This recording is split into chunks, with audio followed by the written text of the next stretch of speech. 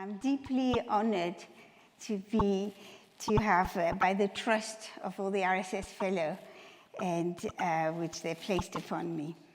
At the time I was appointed as president-elect in the summer of 2009, I had no idea what an eventful period my presidency would turn out to be.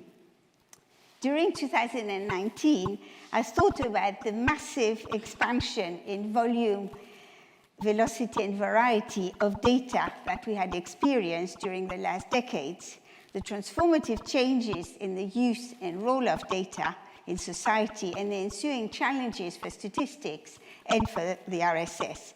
And I then had decided that during my presidency, I would pursue and facilitate the renewal of the society's engagement with the data science ecosystems and with data scientists. Little did I know that at the time, I need to change my slide. Little did I know that at that time, at the beginning of 2020, a monumental tsunami, societal tsunami would hit us in the shape of a pandemic created by a new fast-spreading virus, the SARS-CoV-2 virus, which would make extraordinary threats and demands on the whole world, would bring into focus the fragility and uncertain future of global health, and solicit a massive international scientific effort at an unprecedented pace. The pandemic changed the course of my presidency.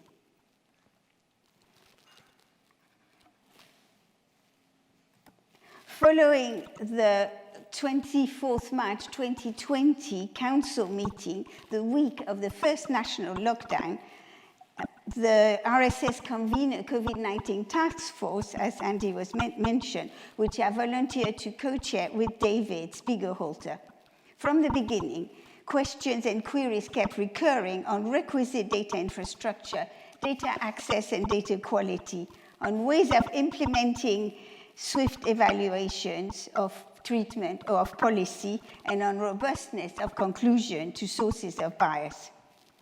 The contribution and benefit of using statistical reasoning to navigate these choppy waters was put sharply into focus, giving statisticians additional responsibilities, and at the same time challenging our ways of working. In this address, I will first look back and draw out some of the highlights of our collective engagement in the pandemic, the challenges and difficulty faced, and give a personal view on how these in turn have given impetus to fruitful new directions in the merging of statistical principle with constraints of agility, responsiveness, and societal responsibilities. What the pandemic has clearly highlighted is how the ubiquitous nature of statistical thinking gives us the capacity to understand and model complex systems and dynamics. It has also shown that our discipline is absolutely core for interacting with a changing and increasingly uncertain world. Building on this theme, in the last part, I will turn to present the strategic thinking that, as a society, we are forging regarding our engagement in data science, and conclude by reflecting on the common principles that guide our mission and our role in the future.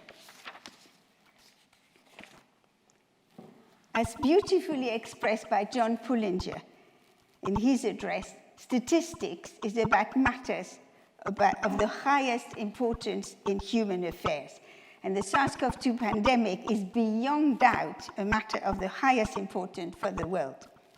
What became immediately apparent is that the pace and extent of the threat would place enormous constraints on the speed required of any response, influencing the nature of statistical endeavors. The long-term strategic plans of the RSS has four main objectives: for statistics to be used effectively in public interest, for statistics as a discipline to thrive, for a strong body of professional statisticians, and for society to be more statistically literate. It's the adherence and mutual reinforcement between these objectives which has guided how we have involved ourselves as statisticians in the societal crisis experienced since the start of the pandemic. From March 2020, the Society's response to the SARS-CoV-2 pandemic has been vigorous and nimble, adapting to the urgency while also keeping in sight the medium and long-term perspective. The recommendation that we may address some of the systemic problems in data collection, preparedness, and communication that came to light, partly summarized in our Statistics, Data, and COVID 2021 memo, and further discussed in a series of evidence sessions that took place between April and June 2022. Integral to our capacity for impact are three main pillars: our competence, our specific position as independent experts, and our communication skills. Key ingredient of success are our willingness to engage, our statistically principled reasoning, and our strategy to focus on issues that fell squarely in our statistical lap. These ingredients are necessary, but not always sufficient, despite a prolonged effort by the Society since its very beginning to increase awareness of the need for evidence-based decisions. The awareness that statistics, their production and their interpretation have a direct impact on everyone's lives was certainly heightened in the public consciousness by the COVID-19 existential threat. In turn, this conferred important and acknowledged responsibilities on us all. In my discussion of what was achieved and the challenging issues that were facing us, I will not aim at being comprehensive, an impossible task, but I will draw on my own personal experience to structure these reflections. I will now discuss the principal ways we exercise our statistical culture. Most of us were not specialists in the statistical analysis of infectious diseases and epidemics, but we all share our knowledge of statistical principles and our experience in implementing those in our own domain. Our common statistical culture was exercised time and time again by us all to endow us with a critical eye on the value of diverse sources of data and on the different way evidence was derived and presented to support conclusion, as well as to equip us with constructive and a way to propose improvements. So the first statistical principle relates to questioning the value, in quotes, of different data sets. In view of the pace of the pandemic and the unpreparedness of surveillance system faced with a new viral disease, it was particularly difficult at the start to get a clear picture of the extent of the epidemic, the characteristics of hospitalized patients, the fatality rates among the infected. The public was bombarded by a mass of daily numbers. One of our first tasks as statisticians was to unravel the interpretation in the light of a statistical savoir-faire.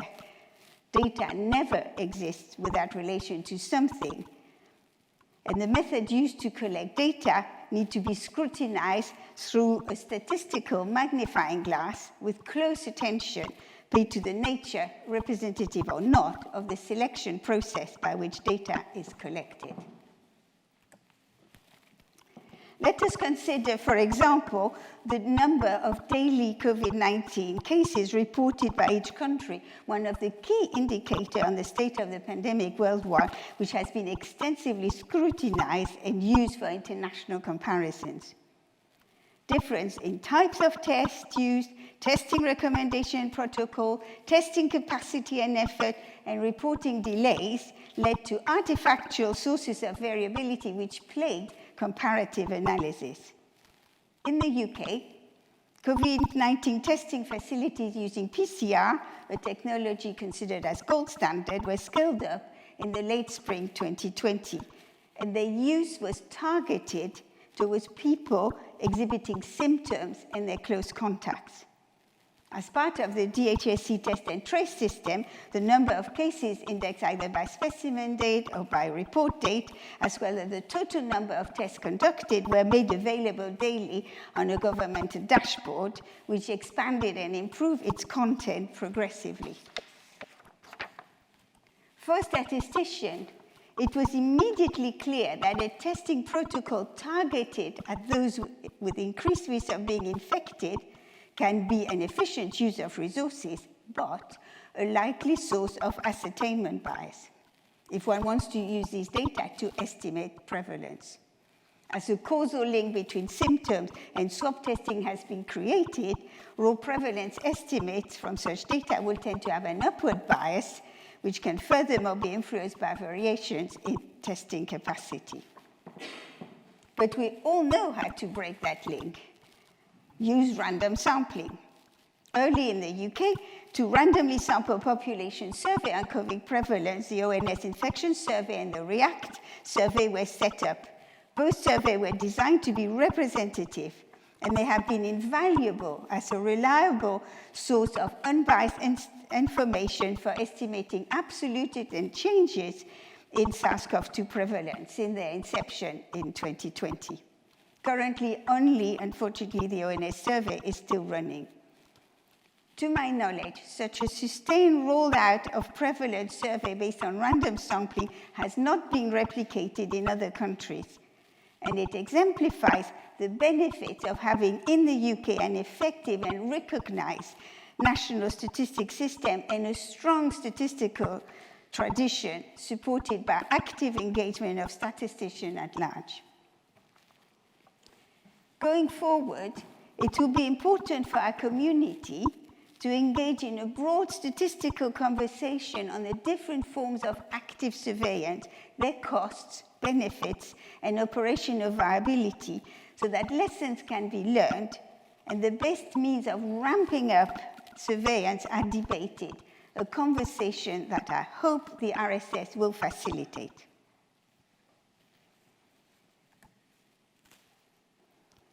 Statistical principles also give us a guide on how to perform data synthesis between different sources of data, a task which is critical when adopting a systems view of disease surveillance.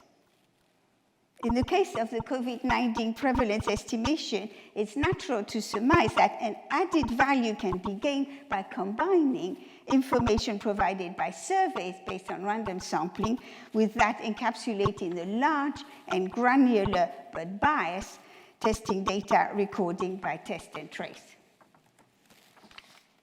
In a project undertaken by the Turing RSS Health Data Lab in partnership with UK HSA, fusion of populations testing data that you could see on the left with that of the REACT study, which is depicted here on the right, and you can see little dice in a circle to show that this is a randomized, was melded using Bayesian framework to obtain device prevalence of the local scale. And as a byproduct, the ascertainment bias was also quantified.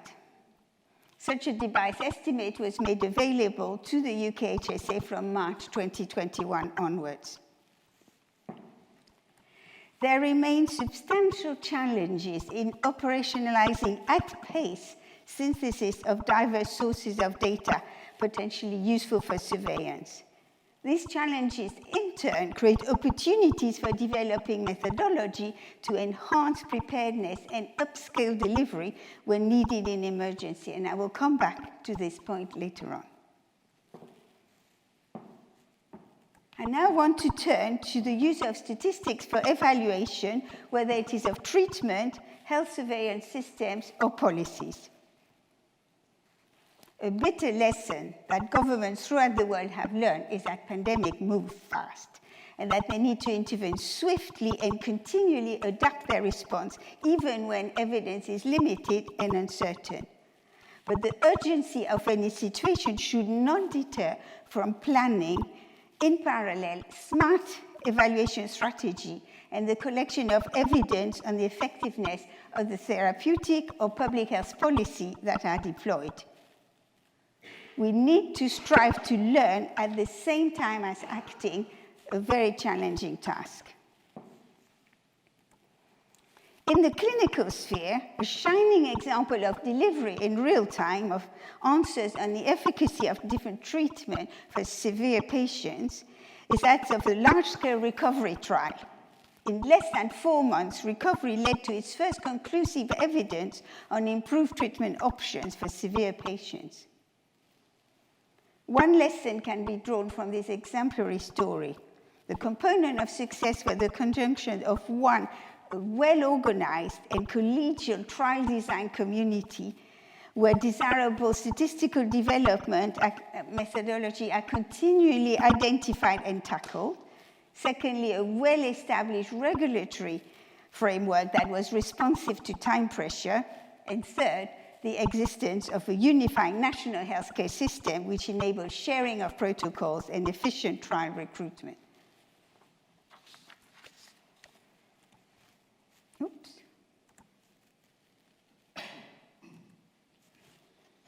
These components of success are not easy to replicate in the wider context of rollout of new health surveillance systems or policies. In this domain, there's no well-defined regulatory framework to follow, and the evaluation of impact of a new policy or health surveillance system is usually considered on a piecemeal basis.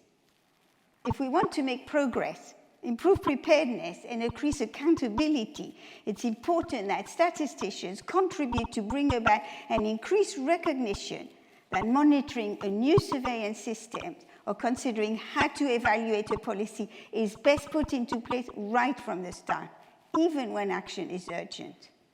In the written version, I illustrate this point by discussing the setting up of the test and trace system, noting that performance indicators informative on its ability to break chains of transmission were not monitored right from the start, a comment made forcibly by the RSS COVID-19 task force right from the beginning. I also discussed that targeting policy trials on relevant policy is really challenging in a fast-moving pandemic, taking as illustrative example the control of infection in schools. It's thus important to seek the pace of our routes of evaluations, otherwise we risk the run of collecting evidence of limited usefulness, a point that I will come back to. I will now discuss a set of challenges that we face, the first one being communication. Two of a strategic objective for statistically to be used effectively in the public interest and for society to be more statistically literate have been put under a massive stress test during the pandemic. Communicating clearly to a wide public how to interpret or to ignore the daily headlines that were handpicked by the media from a vast quantity of reported data was challenging but essential in view of the heightened public interest in statistics. From the start, the wide RSS membership, the statistical ambassadors, and the COVID-19 task force engaged in sustained effort of communications via the Science Media Center, the posting of frequently asked questions on the RSS website, or directly with journalists, the BBC, and other channels. The involvement of prominent statisticians with the media was critical in raising the profile of statistical understanding in the general population. And the pandemic has shown how important this is. It has also shown that communicating clearly requires finely tuned skills and cannot be improvised, as it's really easy to slip up. Championing impartial evidence in an accessible way is a skill that future generations of statisticians should learn and enjoy.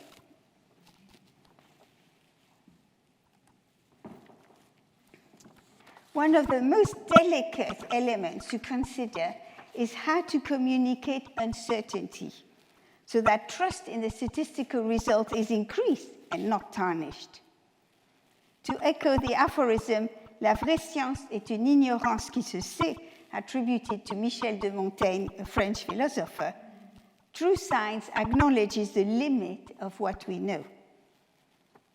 Reflecting on the pandemic context, one can see that communicating structural and statistical uncertainty associated with the complex epidemic modeling work that was undertaken by different teams to quantify, for example, the effective reproductive number was an arduous task prone to misinterpretation. It is nevertheless important that open scrutiny of the plausibility of assumptions underlying any complex model is encouraged, as well as a non-technical discussion of the limitation of the data sources used to estimate the key latent quantities. This will increase informed public debate and counteract deliberate misinformation.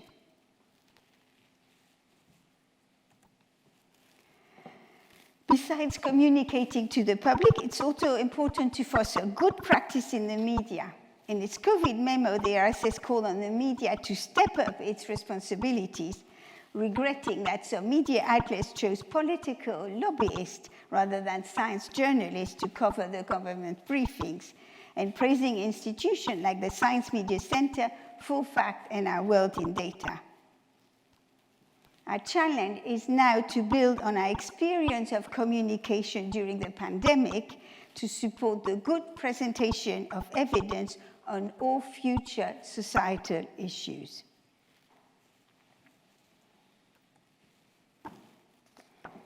I've already alluded to the difficulty of targeting policy trials on relevant policies.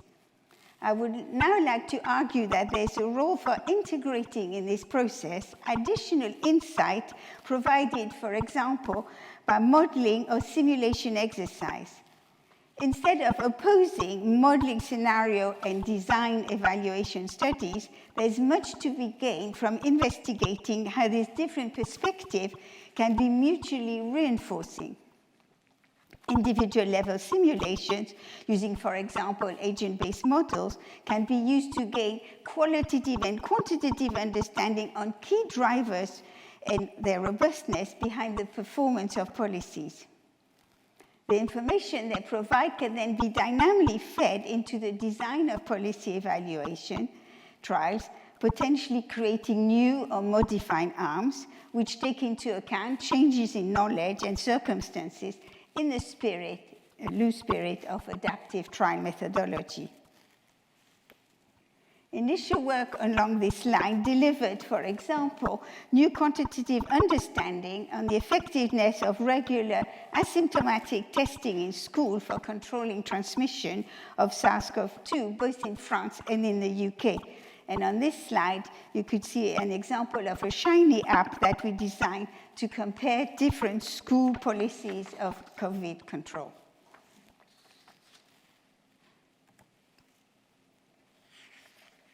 In summary, while statistical methodology for platform trials was already mature, the COVID-19 pandemic has shown that there remains considerable difficulties in deploying purposely designed evaluation of policies in real time. Developing adaptive strategy for merging simulation-based and in-context design evaluation is an intriguing and promising avenue to increase flexibility in the domain of policy evaluation and to advance the embedding of data science approach into policy evaluation. I now want to turn to the role of statistician as expert at the interface between statistics and decision-making. Scientific advice from a wide range of disciplines and domains has been the backbone of government answers to the pandemic in many countries. Public health institutions through the world were very quick to engage in the battle, but many countries also created de novo scientific structures. In the UK, pandemic emergency preparedness had at its core SAGE, an emergency advisory structure which functioned for the first time in 2009 during the swine flu pandemic, a number of scientific expert subgroups, and the overarching high-level advice given by the chief scientific officer and the chief medical officer. The distinction between presenting scientific evidence and giving an opinion on the public health policy adopted by government is easily blurred. How many times have we heard since the beginning of the pandemic the sentence following scientific advice to precede a government announcement on a new public health recommendation or legally binding rule. But once appraised of evidence and associated uncertainty, it's governments which balance competing societal needs, political priority, economic outlook when choosing a set of policy. The ultimate policy chosen is itself a political choice and outside the realm of statistics. As statisticians and data scientists, we must add our voice to clarify the distinction between scientific evidence and its consequences. We need to highlight where our expertise should be called upon and help policymakers understand the way in which current and often time-limited evidence can inform their actions. It's not easy to capture in full the contribution of statistical expertise to the public health decision during the pandemic. One major route was through the involvement in SPI-M, a subgroup of SAGE pre-established to respond to severe threats from new influenza strains. The output from a set of models implemented in SPI-M was summarized through a meta-analytic approach illustrated here. In addition to the central work of SPI, other data-driven initiatives got underway, and I don't have time to give justice to these in full. On the RSS front, besides the advocacy activities of the COVID-19 task force, a Turing RSS health data lab led by Chris Holmes and supported on the RSS side by Peter Diggle and me was established in October 2020 in partnership with UKHSA. And if you recall, I mentioned earlier the lab's work on debiasing prevalence.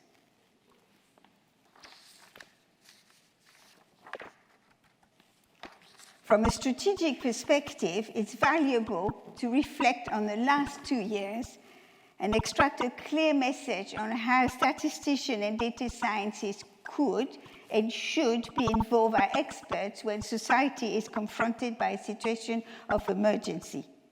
To kickstart this reflection, an RSS debate on evidence and policy was organized in June 2022 as part of a series of RSS events ahead of the public inquiry. One important question debated was how we could build on our experience to prepare and train a reservoir of statisticians and data scientists for such emergency situations, and what role could the RSS play in helping this process.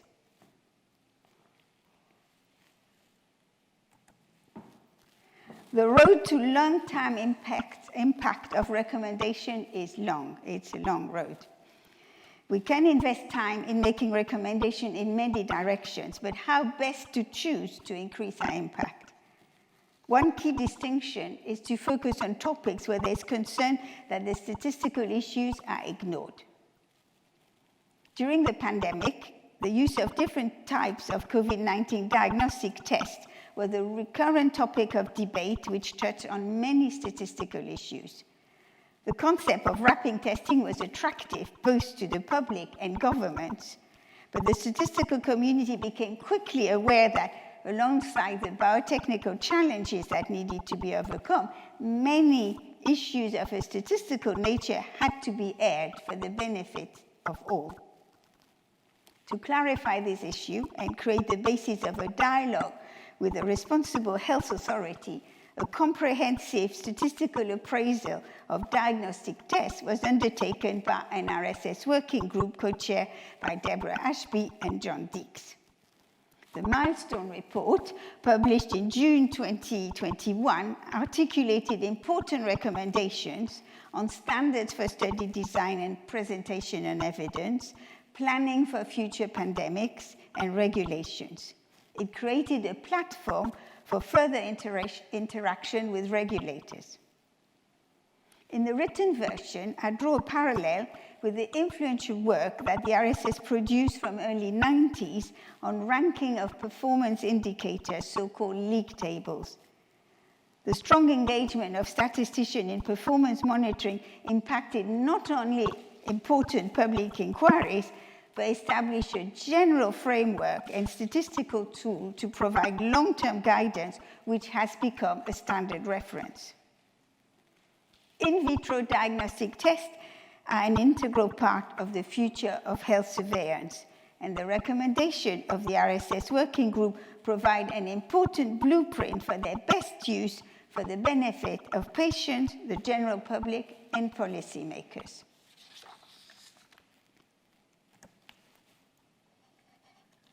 I now turn to the question of thinking whether we have had a statistical legacy from the pandemic. Through statistical history, advances have arisen from demands in science and society. So we can legitimately ask what new directions in statistics have resulted from the SARS-CoV-2 pandemic. Before COVID-19, the last global infectious disease outbreak was the HIV/AIDS pandemic. It created demands on the statistical analysis of infectious diseases, which led to substantial advances in survival analysis methodology and inference for partially observed Markov processes. In the written version of my address, I reflect how the statistical concepts and method built for the HIV pandemic informed our statistical handling of the current pandemic. Today, I will mostly focus on teasing out some of the new directions created by the specific context of the SARS-CoV-2 pandemic.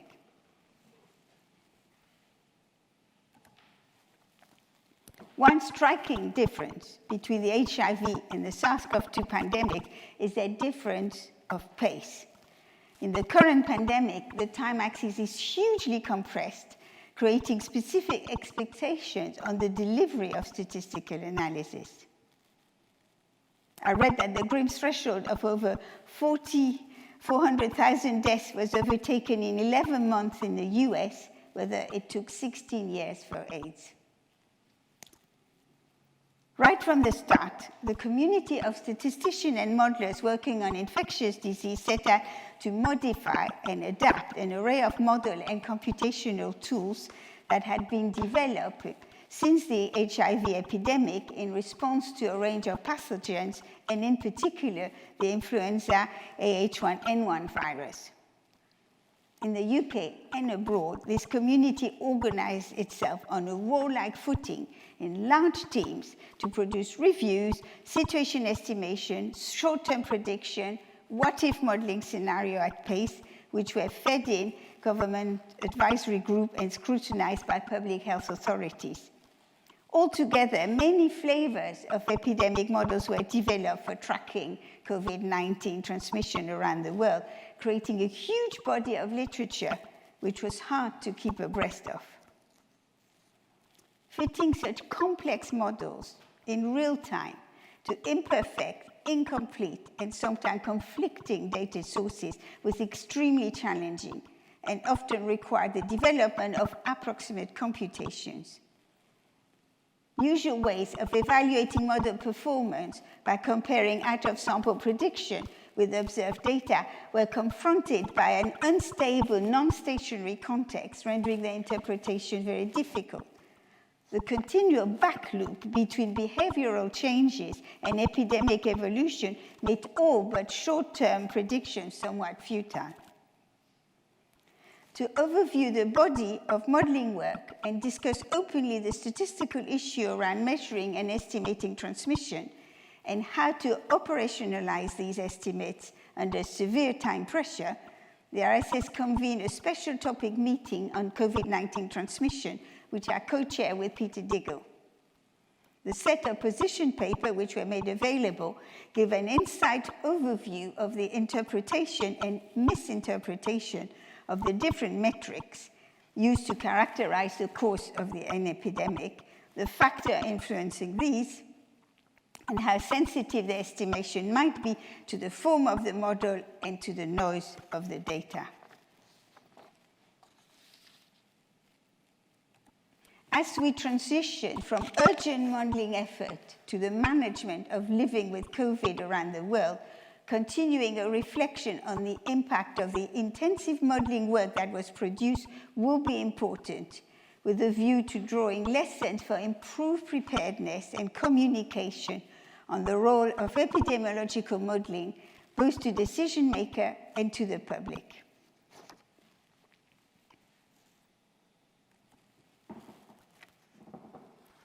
The need to analyze in real time messy data from diverse sources to answer constantly changing questions from the health authority created interesting challenges to our usual statistical practice.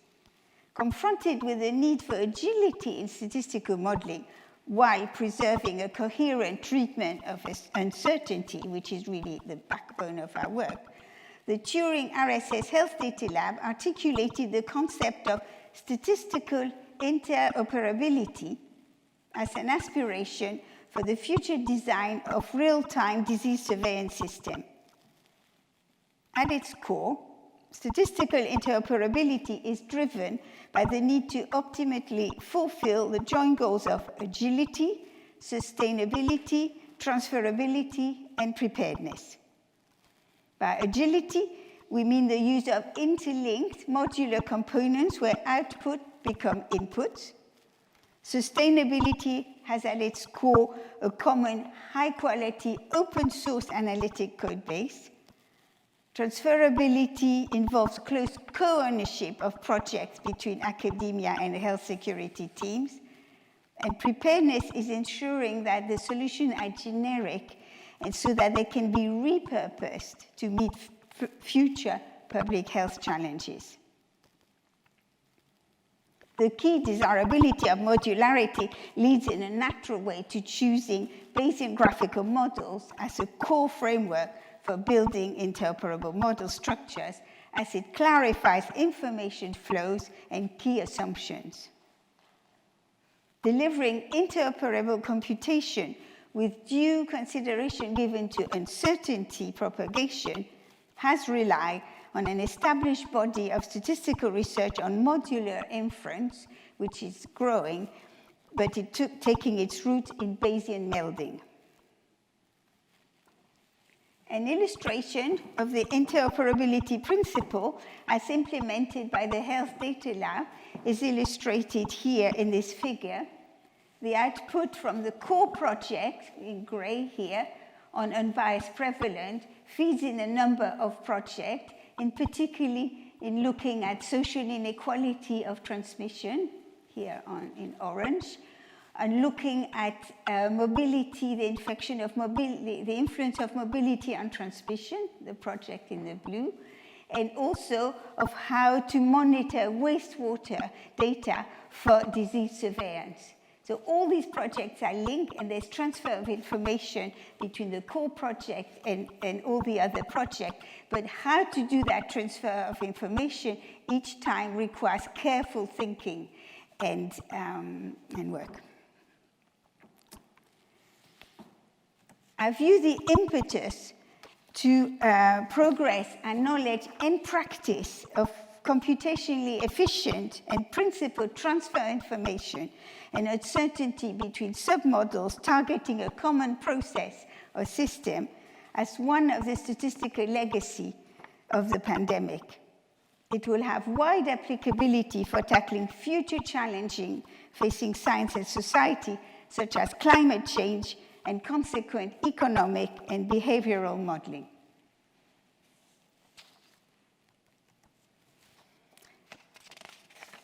In the final part of my presentation, I return to my original theme of data science and the explosion of data in our society. As amply shown in the management of the COVID-19 crisis, our world increasingly relies on data-driven activities. This has led to a shift and a questioning of the place of statistics as a discipline in such activities. It will come as no surprise that the changing data landscape has been a recurrent theme of previous presidential addresses. David Hand described the breadth of modern statistics and its roots and referred to the inclusivity of greater statistics, a term coined by Chambers, as the outward-looking direction for statistics. Peter Diggle argued for embracing data science and for proudly asserting what we can contribute to it. Taking a historical perspective, Deborah Ashby emphasizes the continuity in our mission in exploiting data for the public good and champions action to grow our capacity in response to the explosion of data. It's thus in line with my eminent predecessors that I set in motion an RSS data science task force at the beginning of 2021 to devise how the RSS can develop an overall strategy of visible engagement with data science, building on the existing work of section and special interest groups which have been active in this field for some time. After a year of brainstorming, the task force recommended 3 major areas of investment to upgrade our offering to members, as well as to position the RSS as a leader in the wider data science field. The priorities agreed by the group include fostering a highly skilled, diverse data science workforce that will meet the future needs of society and economy, offering data science practitioners additional online resources, and promoting cutting-edge pan-data science methodology. After a little more than a year since the launch of the initiative, I'm gratified to report that with support from Council, concrete steps to implement all 3 identified priorities are underway. Priority 1 is the most advanced, embodied by the Alliance for Data Science Professionals, a network of professional organizations and employers united in the goal to develop a joint framework for accreditation and of skills and professional conduct, covering both skills and professional conduct. You could see the founding society's logos. Through the diversity of the member society comprising the Alliance, this initiative exemplifies the broad reach of data science and the benefit of fostering a collaborative professional ecosystem. With respect to priority 2, a new RSS real-world data science platform has been designed to contain resources of practical benefits to data science practitioners, and is being developed in partnership with Turing. I would encourage you to take a look in the next few months as its content is being shaped. Finally, to fulfill priority 3, a major initiative, the creation by the RSS of a new online open access data science journal, was supported by Council. The vision for this new journal is to span the data science field and provide a natural forum for new approaches and findings that would particularly benefit from reaching a broad audience. Currently, the excellent journals and conferences serving data science are mostly specific to either a subfield like machine learning or econometrics and so on, or an application domain like computer vision, biology, and so on. This leads to fragmentation of the data science field and difficulties for statisticians to embrace and interact creatively with recent developments. As conveyed by Peter Green in his address, diversity is to be celebrated, but fragmentation needs to be combated by strengthening the bonds between different parts of the discipline. By creating a new pan-data science journal, the RSS will emphasize cross-fertilization and unifying themes of how we learn from data, and take the lead in filling this important gap in the diffusion of innovative ideas and tools to a diverse community. There will be no doubt challenges to overcome to ensure the long-term success of a data science investment, but I believe that our 3-pronged strategy is timely and responsive. And I'm extremely grateful for the time and energy that data science colleagues have devoted to this task over the last months. The commitment has given the RSS important strategic keys to go forward that are commensurate with the breadth and depth of development in the data science field.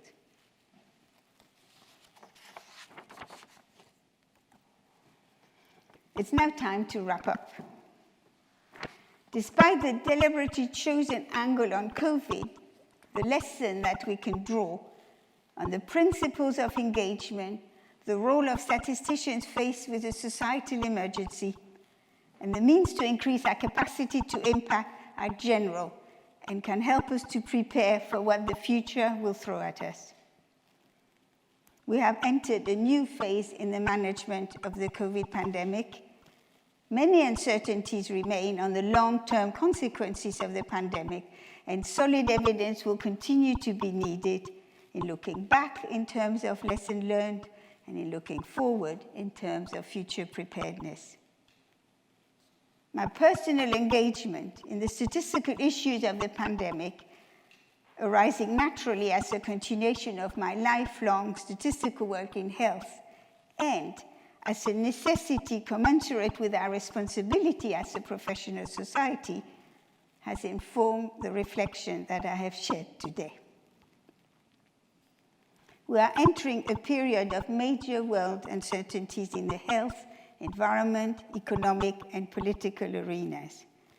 Some key areas, such as climate change, are already at the forefront, and others might emerge in a short time scale.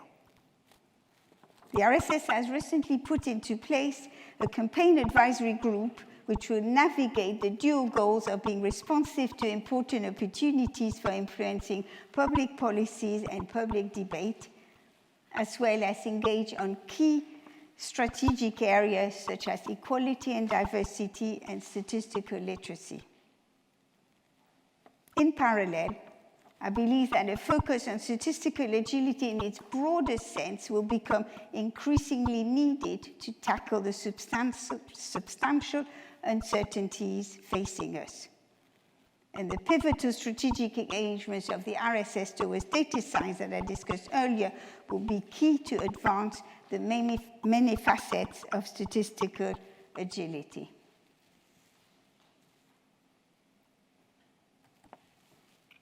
It's with great sadness and a deep sense of shared loss that we miss Sir David Koch's insightful voice to remind us of what is fundamentally important for our missions in today's uncertain world. And I will end with a quote from his 1981 presidential address.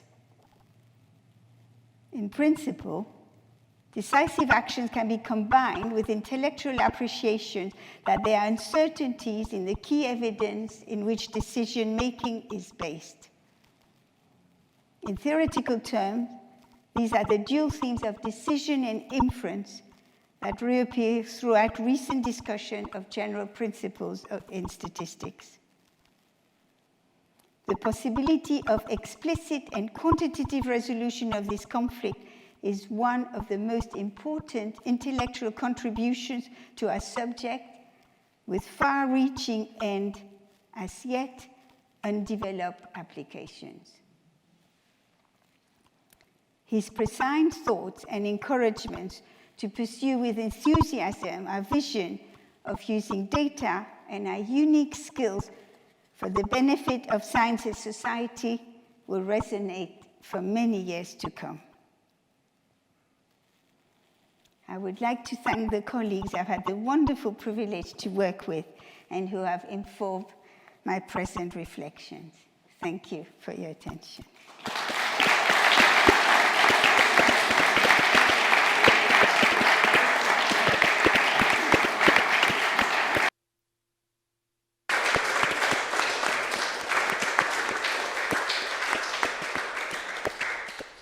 Many thanks, Sylvia. I'd now like to invite immediate past President Deborah Ashby to propose a formal vote of thanks.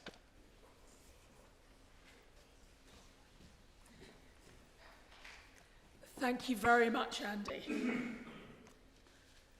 So, I want to thank Sylvia for a wonderful presidential address tonight. And looking back, it feels like a very different world from my own presidential address, which I had my arm twisted by Heaton Shah to deliver in the first year of my presidency. No pressure, Andy. So I delivered mine in June 2019.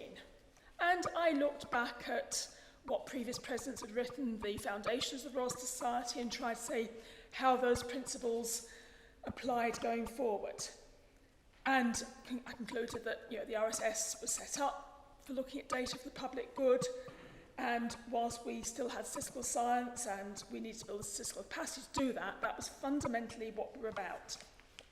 My presidential predecessors had identified many challenges that were still with us, and I tried to think of a couple more to think, what didn't our sort of forebears think about that we should, and identified firstly multi-morbidity and pension challenges. Some of my predecessors had been involved in setting up pensions, but I think had no idea of the demographic shift and the pension challenges we now have, and climate change. And they're both areas that are rich for statistics that perhaps hadn't featured as much as they should have done in previous years. Those have not gone away, and indeed I think set an important context when the tsunami happened. But as Sylvia so eloquently describes, we had absolutely no idea of the scale of the new challenge that was actually about to hit us. So just over 6 months after my presidential address, the world changed beyond recognition. I mean, actually, as president, I was dealing with some rather practical things, like statisticians who were wiser than I was saying that March Council is going to have to go online. How do we do that? Heaton Shah, the chief executive, had left us for the British Academy. I was in the process of appointing a new one. We'd met the headhunters when we chose them face to face, and we were about to go into interviews. And the debate was, do we wait until we can do face-to-face interviews, or do we go completely online? And I do remember saying, well, if this pandemic lasts any longer than we think it's going to, actually I need a chief executive who can deal with an online life. And fortunately, we carried on and went online, and we've got Stian. But in the middle of all of that, of course, at a scientific level, people were coming to the RSS, can I ask you this? Can we have advice for that? A lot of our fellows were getting involved with it. And to start with, I just said, look, the people who know about this are so busy, just let them be. But actually, we realised very soon that we needed some coordination, and I can't tell you how grateful I am to Sylvia and David for co-chairing the COVID task force, which coordinated our response. And they did huge amounts of work themselves. I mean, it wasn't just coordinating what other people are up to. And Sylvia's magisterial presidential address documents and reflects on the extraordinary work that they did under their leadership. So building on Sylvia's themes, I think she said it all really, so I'm just gilding the lily here. I'd like to make some personal reflections on how the scientific communities, including statisticians, managed to achieve such a lot in such tight timelines. And to me, reflecting the principles are sort of two things. One is a really firm grounding of principles, our statistical theories, the work we've done in all sorts of areas, and preparedness, and I'll come back to that in a second, coupled with sort of flexibility and agility. And again, those are words that Sylvia has used as well. So, for example, Sylvia mentioned the REACT studies. David's more aligned with the ONS studies, but how do we do that? Well, that's because the groups I work with have got huge experience of cohort studies, and so when we were approached to say, could we do some surveillance, and normally infectious disease was not our area, we had those very practical skills as well as the statistical skills. And I only now quite appreciate how our academic skills, all sorts of parts of government machinery coming together, and our private partners, I mean, it's only recently I've been to sessions listening to the logistics of the cold chains and commandeering lorries going, from UK to Munich on a really regular basis, because we didn't initially know exactly how much freezing the samples all needed. And that came together, which meant that we then had data coming in, and the data turned up on Sunday, drafts coming through Tuesday and Wednesday, and by Thursday that was being presented to government on a monthly basis, and at the height of the pandemic, the interim reports in between. I mean, we're epidemiologists, we're used to doing things carefully and chewing over and, totally different way of working. But in particular, what I want to thank the government, the COVID task force for, was they played a pivotal role because we put this protocol together literally over a weekend. And whereas normally you then put it in as a grant proposal and you get feedback and you'd answer it, we basically got the same high quality input from the COVID task force by return as we would normally have got from a whole grant panel. So that improved it immensely, and I really want to thank them for that.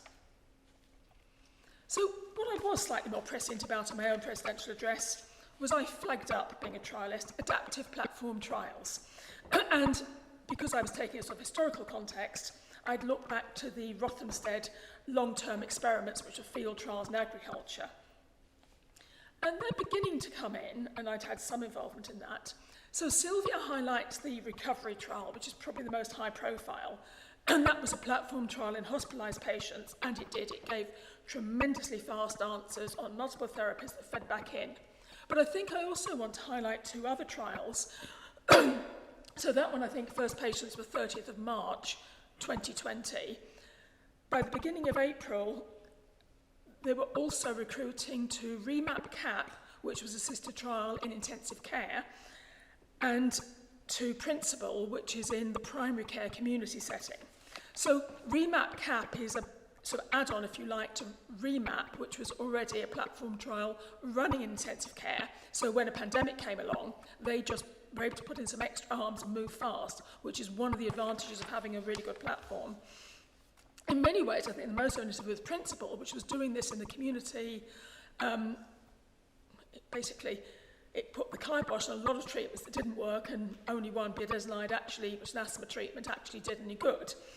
But working out how to do those in a community setting, I think there's actually some stuff there which will stand us in good practice.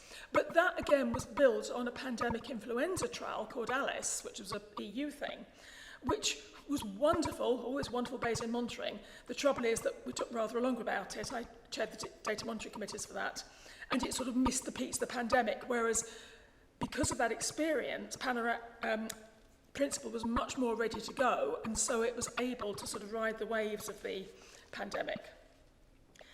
And that was possible because of this extensive prior experience, really good sort of, the regulators moved really fast, but we couldn't have done it from a cold start.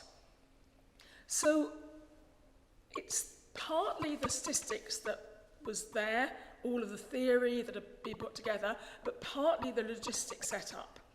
And although it's not my area, I think very much the same has happened in vaccines. The mRNA technology was being developed for other diseases. It was rapidly repurposed, statisticians came in, and if you think what that's done, it's statisticians in combination with all sorts of other scientists. So Sylvia's address reflects thoughtfully and wisely on the past 2 years, but it's also forward-looking to make sure that as a society we're well positioned to address other major existing and emerging challenges. Pivotally, as she said so eloquently, these include strategic engagement with data science. As her presidential address bears testament, Sylvia has been an extraordinary president for extraordinary times, and it gives me the greatest pleasure to propose the vote of thanks.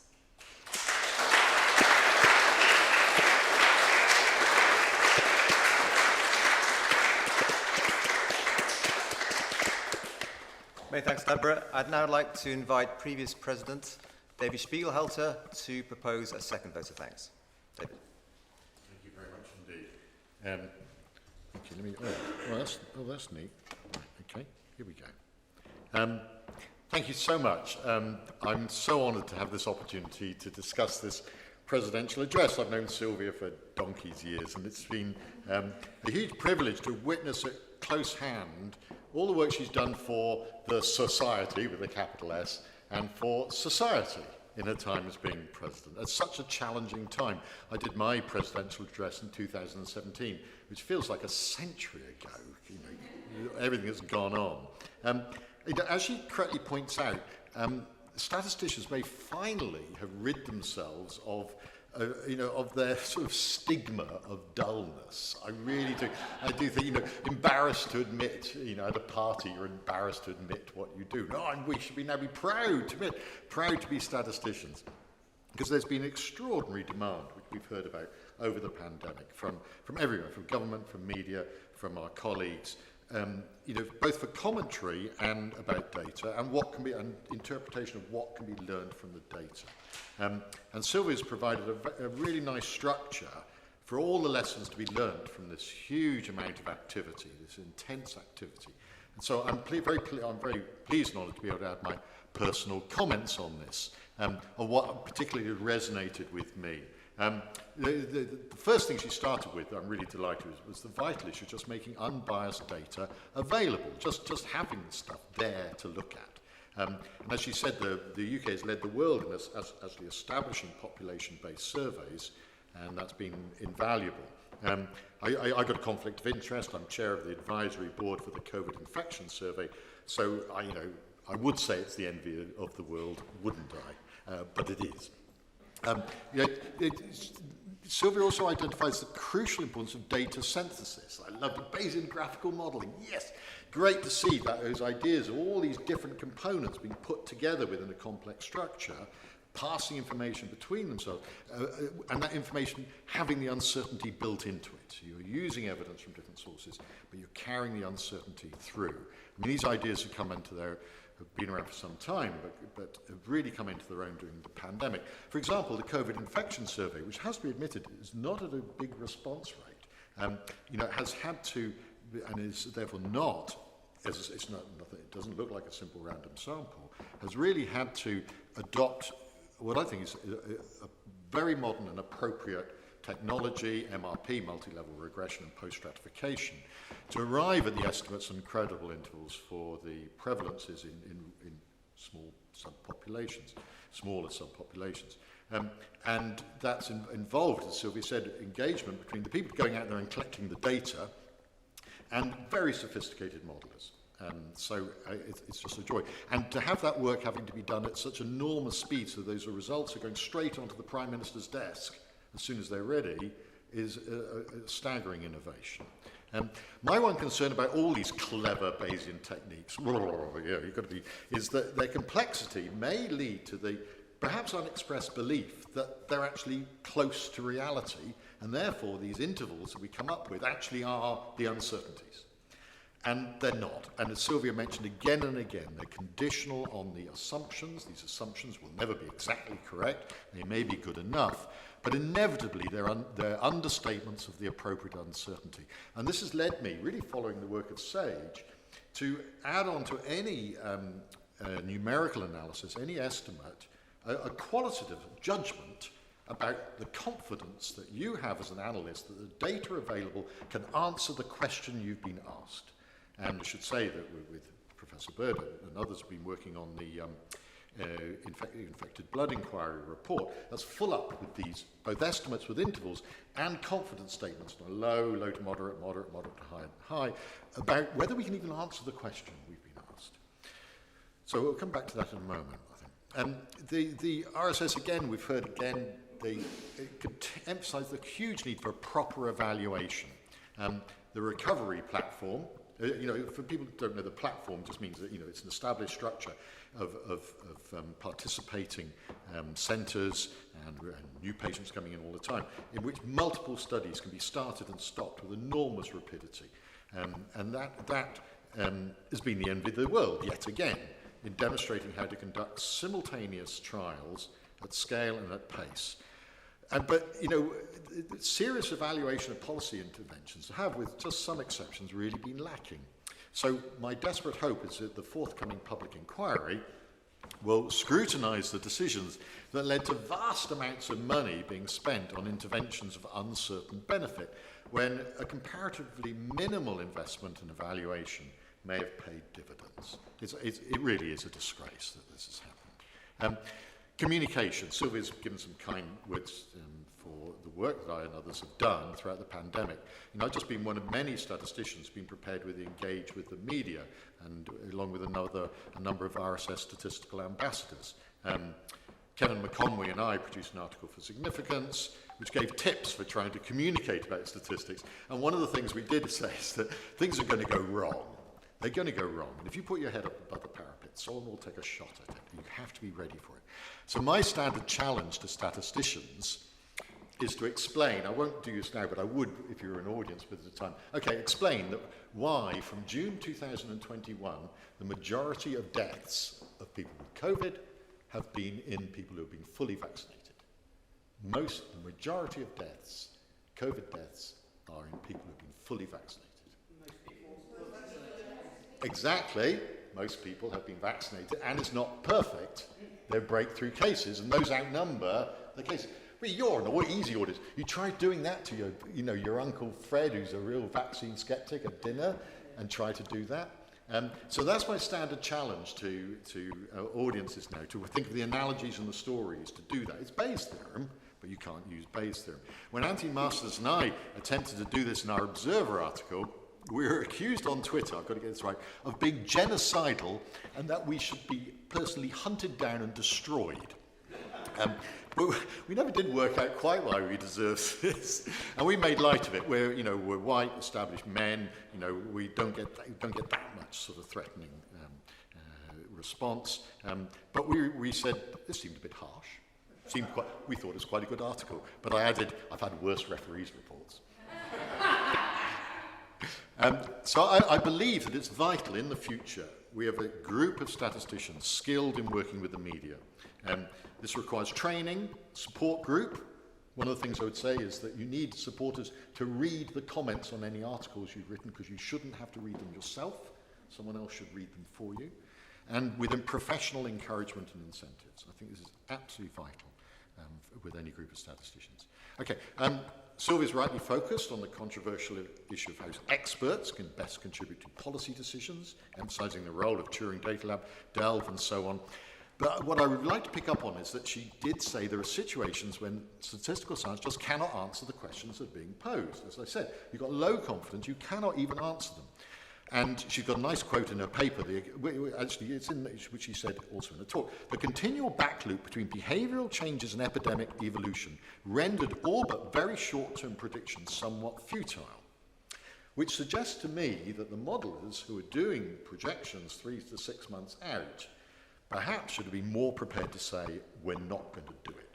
Because the factor that will most influence those projections, which is people's behaviour, is the thing they know least about and cannot control. So I think we should be bolder as experts to say, we're not going to try to do it. We cannot do this. We cannot answer the questions that are being asked of us. Presumably all of this will come out in the public inquiry, although it's concerning how little engagement so far the COVID inquiry team seems to have had with the statistical community. I've been personally involved in 3 public inquiries, the Bristol Hearts, Hal Shipman, and now Infected Blood. In each case, a dedicated statistical team was essential to the deliberations. It's unclear how the COVID inquiry, without this, is going to deal with a mass of competing claims, each based on statistics, with which they will be confronted. So, finally, we come to the legacy of the intense work on the pandemic, which Sylvia focused on. And I really welcome what she said about interoperability of projects, synthesizing models for different parts of the system, propagation of uncertainty. Absolutely brilliant. So, and I really must congratulate Sylvia for her data science work. It was so impressive. I just feel, I wish I'd done stuff like that. It's just brilliant. And the 3 things she put up, wonderful developments. So I really look forward to making the RSS an absolute pillar, not the only source at all, but a pillar of data science developments, and look forward to a statistically agile future. And with that, I'd like to second the vote of thanks for Sylvia.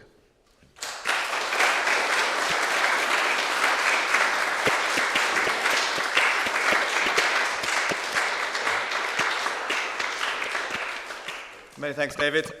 So 2 important pieces of information now as we close the meeting. The first one is the paper is available. It's a preprint, and it can be downloaded from the discussions meeting page on the Society's website. And the second bit of information is you're all warmly invited to reception downstairs, where you can mingle with Sylvia and our other voters of thanks today. And just great opportunity to to basically see people in person and to mingle. So thanks a lot, everybody, for coming along, and see you all downstairs.